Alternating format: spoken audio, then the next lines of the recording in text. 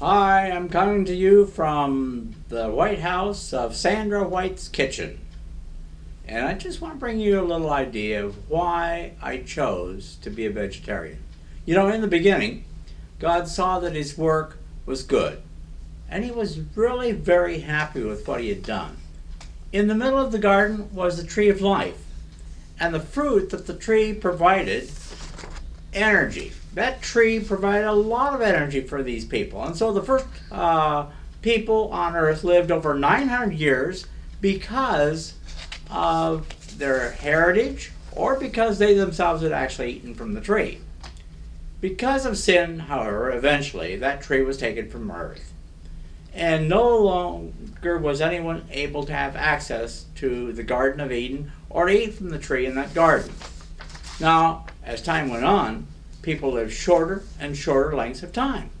However, still, almost all of them were living several hundred years.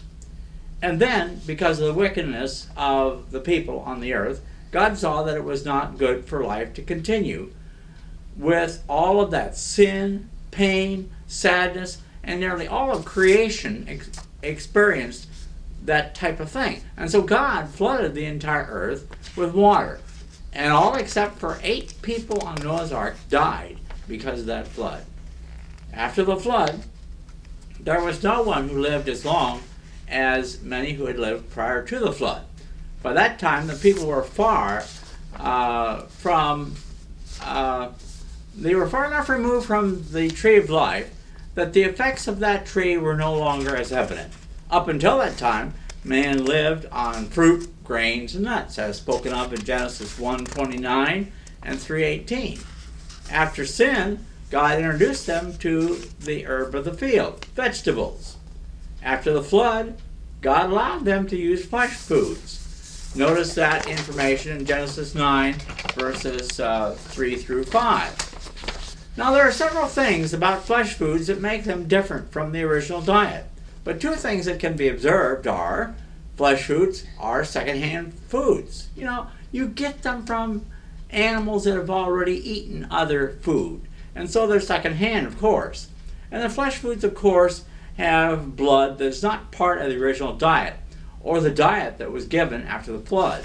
So God, in His infinite love, gave man flesh foods to shorten his life.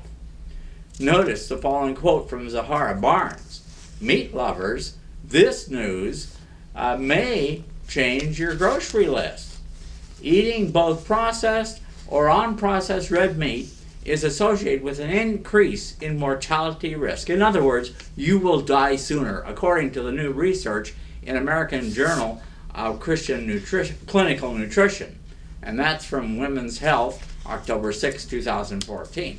Now, God did not want His people to suffer with pain, with sin and sadness for endless centuries. He knew that it would be better for them to rest from their labors until He came the second time to take them home.